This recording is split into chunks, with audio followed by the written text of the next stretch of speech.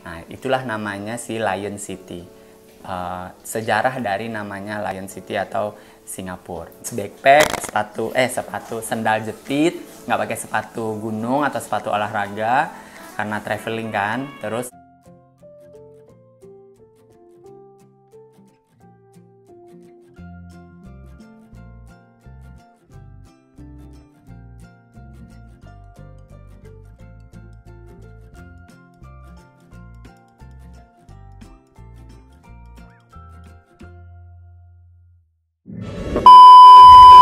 selamat pagi guys, selamat menikmati hari-hari yang indah bersama YouTube aku.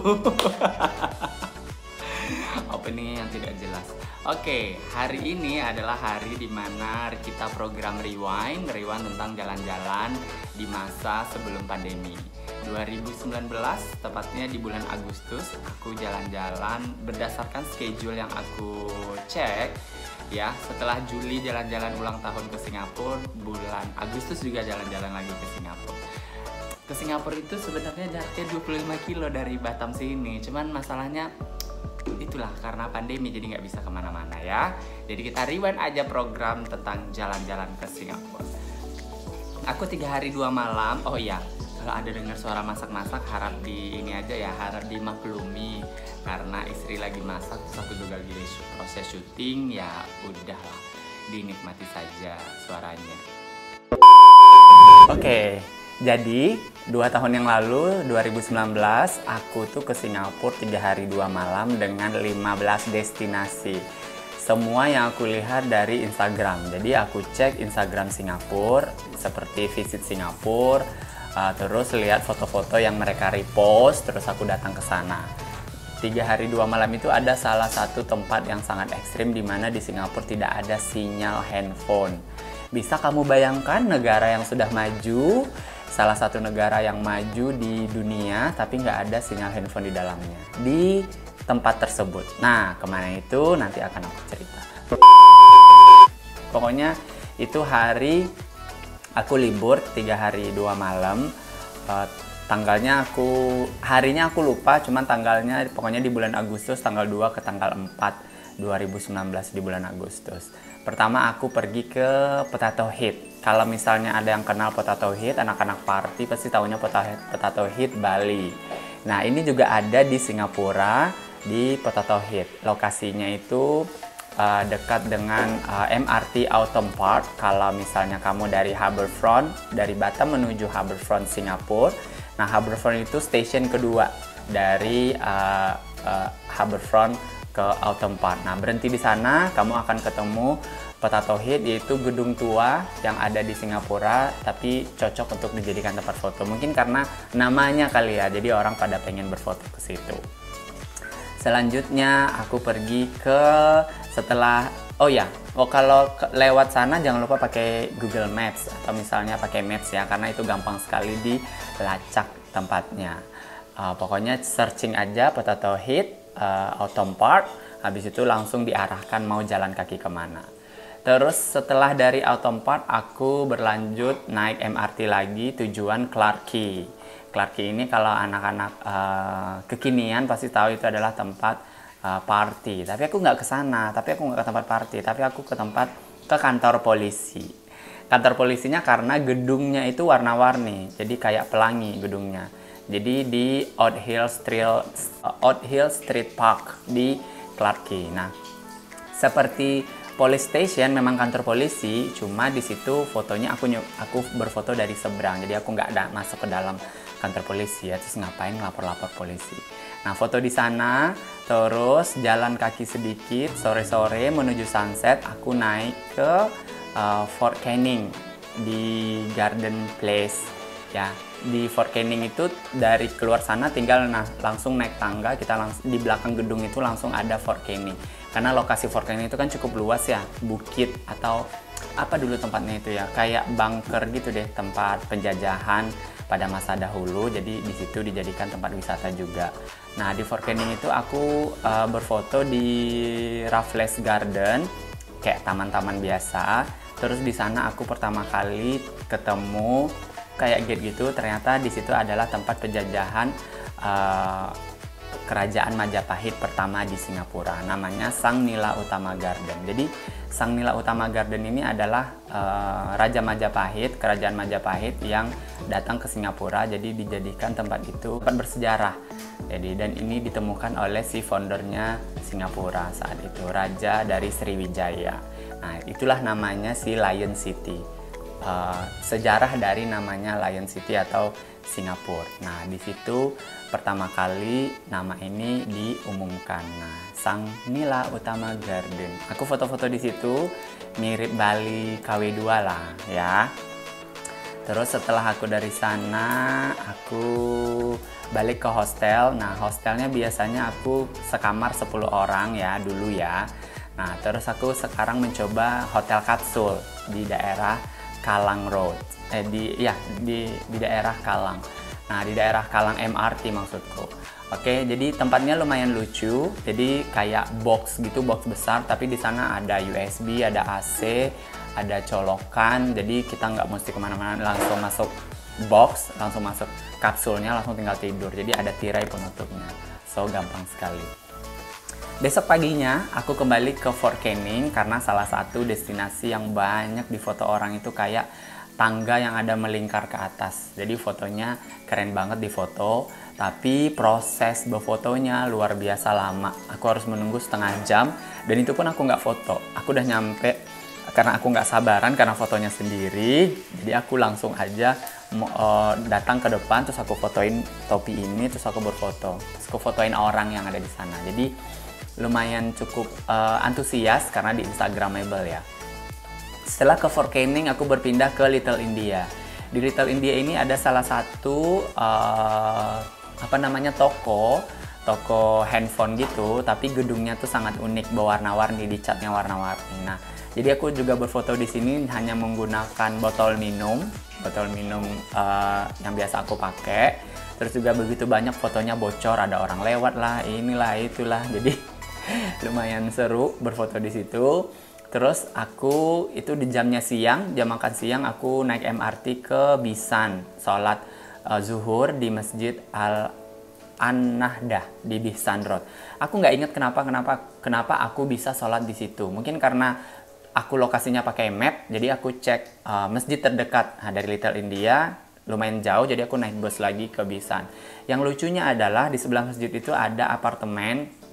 Karena di sana orang rata-rata tinggal di apartemen gitu ya, karena nggak punya rumah kayak di Indonesia gini, ada tapi sangat jarang sekali, itu cuma orang kaya banget. Jadi tinggal di apartemen, gedungnya lucu, bertingkat-tingkat gitu. Nanti aku kasih lihat fotonya. Terus setelah foto di situ aku naik lagi, naik MRT lagi. Terus saat itu aku lihat beberapa gedung-gedung perumahan, gedung apartemen mereka dikasih bendera Singapura. Karena waktu itu saat menjelang ulang tahunnya Singapura, hari kemerdekaan mereka di tanggal 9 Agustus. So, kemudian aku pergi ke Orchard. Di Orchard ada tempat salah satu spot foto di perpustakaan, jadi kayak melingkar-lingkar gitu, kayak ular gitu, tapi bolak-balik. Nah, di fotonya dari atas, aku juga berfoto di situ di Library Orchard. Jadi tempatnya cukup unik. Kamu tinggal masuk ke gedung mall, tetap pakai Maps ya, di gedung mall. Terus kamu search aja, pas di search langsung naik ke lantai 3, langsung masuk ke sana. Itu free, tidak ada bayaran sama sekali. Semua destinasi yang aku omongin ini free ya, tidak ada bayaran apa-apa ya. Terus di Orchard ternyata ada masjid. Bayangkan tempat pusat belanja dunia di Singapura yang rata-rata orang produknya mahal-mahal, ternyata di Orchard Road itu ada masjidnya. Nah, tepatnya di belakang gedung Orchard, di seberangnya kamu tinggal jalan kaki. Seingat aku dekat Hotel Holiday Inn atau Masjid Al-Falah. Jadi ada cuma di lantai 1, jadi masjid di situ. Sore harinya aku setelah sholat asar aku berpindah ke lumayan jauh. Aku pergi ke Singapore Botanical Garden, mau lihat sunset judulnya. Aku pergi ke MRT Stephen dari Orchard, tapi aku naik bus karena terdekat saat itu kulihat di map adalah naik bus. Nah, dari Stephen aku jalan kaki lumayan jauh, sekitar 5 kilo kayaknya. Itu melewati perumahan warga, bukan perumahan kayak gini ya, perumahan mewah gitu. Jadi jalanannya sepi, nggak ada orang. Biasanya kan lewat MRT, fasilitas umum. Ini aku lewat di pinggir jalan trotoar gitu.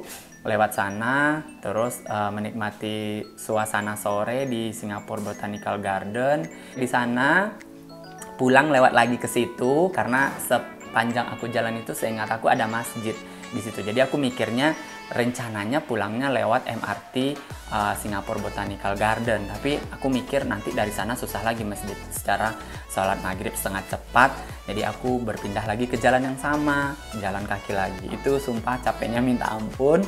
Terus aku sholat di masjid Ba'alwi. Masjidnya kecil banget, masjid kayak di komplek perumahan gitu, tapi lumayan mini tapi bersih.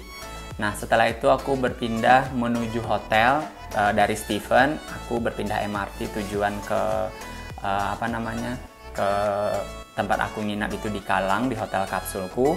Nah sebelumnya aku berhenti lagi di MRT Roncor karena kan MRT-nya si Stephen di Singapore Botanical Garden ini warna biru karena dia satu jalur. Jadi aku ke Roncor dulu, dari Roncor aku baru pindah ke warna hijau nanti di Kallang MRT.